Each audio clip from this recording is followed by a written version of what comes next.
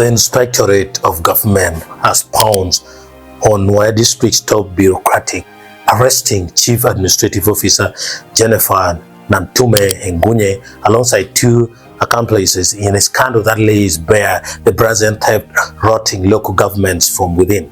The charge sheet reads like a how-to manual for institutionalized theft between January 2023 and December 2024. While entrusted with stewardship of Nwoya District's public purse, Ntunme allegedly did something astonishing in its simplicity.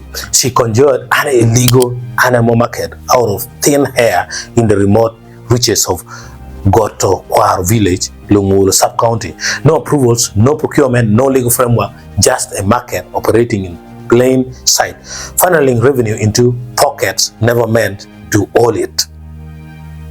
The mechanics were elegant in their crookedness. Ntunme, the district's accounting officer and highest ranking technocrat, simply bypassed every established procedure for market establishment and let the phantom market hum along for 2 full years. The cash register rang in Batoro, but the district of coffers had only silence.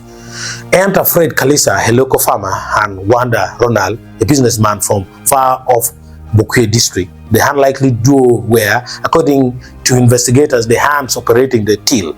Together, they stand accused of siphoning 20,650,000 shillings, money meant for service delivery in one of Uganda's most underserved districts. The sum may sound modest by national corruption standards, but in Nwoya, where maternal health facilities struggle for basic supplies and feeder roads, shallow vehicles all each rainy season, 20 million is the difference between dignity and despair.